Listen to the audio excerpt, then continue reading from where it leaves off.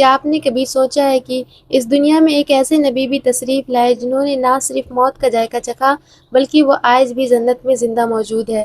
جی ہاں، میں بات کر رہی ہوں اللہ تعالیٰ کے عظیم پیغمبر حضرت ادریس علیہ السلام کی۔ وہ نبی جنہوں نے کائنات میں سب سے پہلے قلم سے لکھنا سکھایا، جنہوں نے علم نجوم یعنی ایسٹرونومی اور ریاضی یعنی میتھمیٹکس کی ابتدا کی، اسلام کو دنیا کے سامنے رکھا۔ لیکن ان کی حیات کا سب سے حیرت انگیز معجزہ وہ ہے جب موت کے فرشتے حضرت عزرائیل علیہ السلام ان کے دوست بن گئے، اور پھر شروع ہوا زمین سے آسمانوں اور جنت کا ایک ایسا مقدس سفر جس نے کائنات کے ہر قانون کو حیران کر دیا۔ حضرت ادریس علیہ السلام دن رات اللہ کی عبادت میں گزارتے تھے۔ آپ کی عبادت کا نور اس قدر بلند تھا کہ آسمان پر فرشتوں کے سردار حضرت عزرائیل علیہ السلام کے دل میں آپ سے ملنے کی طرف پیدا ہوئی۔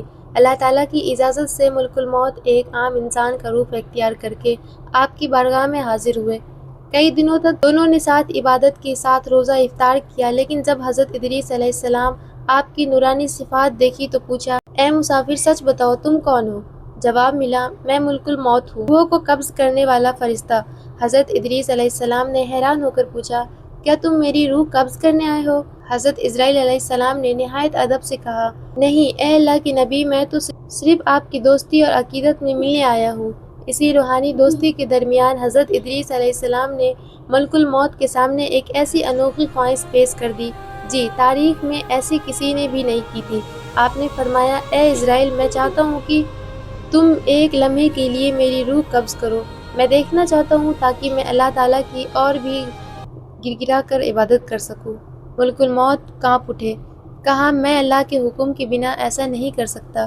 لیکن اسی پل اللہ کا حکم نازل ہوا، اے عزرائیل، میرے نبی کی خواہش پوری کر دو۔ اور پھر ایک پل کے لیے حضرت ادریس علیہ السلام کی روح قبض کی گئی اور پھر دوبارہ پھونک دی گئی۔ جب آپ ہوش میں آئے تو آپ کی آنکھوں میں آنسو، اور آپ نے فرمایا، موت کی تکلیف ایسی ہے جیسے کسی زندہ جانور کی کھال اتاری جا رہی ہو۔ اللہ اکبر۔ اسی روحانی تجربے کے بعد حضرت ادریس علیہ السلام نے فرمایا، اب میں جہنم کی ہولناکی اور جنت کا حسن دیکھنا چاہتا ہوں۔ اللہ تعالیٰ کی اجازت سے ملک الموت انہیں جہنم کے کنارے لے گئے۔ وہاں بھڑکتی ہوئی آگ اور خوفناک عذاب کو دیکھ کر حضرت ادریس علیہ السلام کا دل کانپ اٹھا۔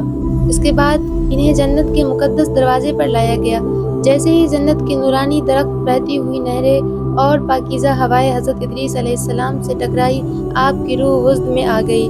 آپ جنت کے اندر تشریف لے گئے، وہاں کے لذیذ پھل چکھے اور ایک مقدس درخت کے سائے میں آرام فرمانے لگے۔ جب سیر مکمل ہوئی تو ملک الموت نے عرض کیا، اے اللہ کے نبی، اب واپسی کا وقت ہے، جنت سے باہر تشریف لے آئے۔ لیکن یہاں حضرت ادریس علیہ السلام نے ایک ایسی دلیل پیش کی جس کا جواب فرشتوں کے پاس بھی نہیں تھا۔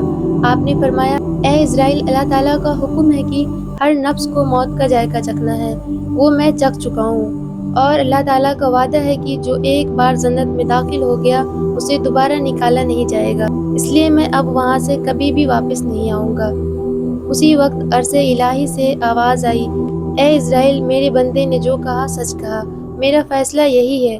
اور اس طرح کائنات کے تمام نیاموں کو پیچھے چھوڑتے ہوئے حضرت ادریس علیہ السلام کو آسمان پر اٹھا لیا گیا۔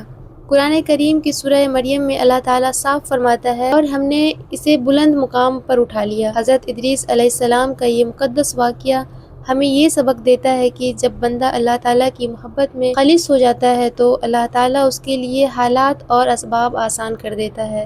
موت اور آخرت کی یہ حقیقت ہمارے ایمان کو ایک نیا نور بخشتی ہے۔ آپ کو حضرت ادریس علیہ السلام کا یہ ایمان افروز واقعہ کیسا لگا؟ کمنٹ باکس میں اپنی قیمتی رائے ضرور دیجیے گا۔ ایسے ہی اسلامی ویڈیوز دیکھنے کے لیے لائک کریں اور چینل کو سبسکرائب ضرور کریں۔ اللہ حافظ۔